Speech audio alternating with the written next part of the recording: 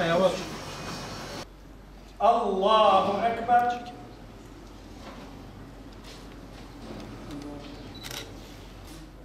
Allahu Ekber.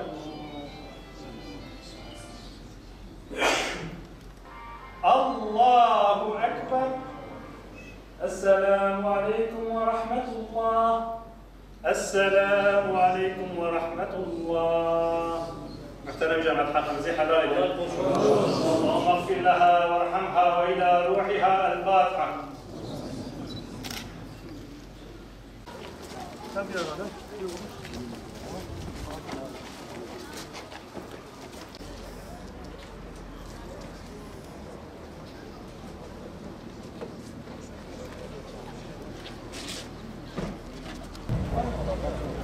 En son kısım dedim. Elhamdülillah.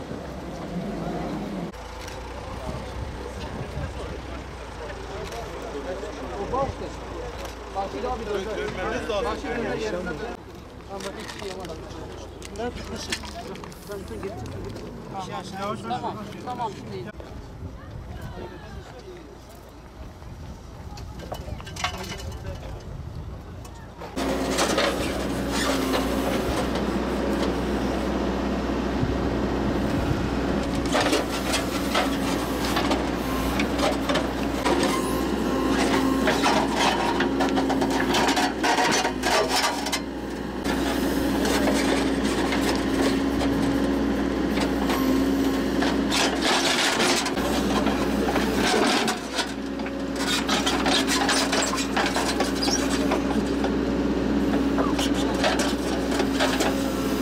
ينجو منه ملك مقرب مع قربه ولا نبي مرسل مع علو درجته ورفعته خرجت من دار الدنيا الدنية ووصلت إلى دار العقبى الأبدية رحلت من دار المحنة والغرور والفناء ووصلت إلى دار النعمة والسرور والبقاء فهذا أول منزلك من منازل الآخرة اللهم ثبتها على الجواب وأنطقها بالثواب وخلصنا وخلصها من العذاب بحرمة سيدنا محمد وعلى آله وصحبه أجمعين برحمتك يا أرحم الراحمين سبحان ربك رب العزة عما يصفون وسلام على المرسلين والحمد لله رب العالمين الفاتحة.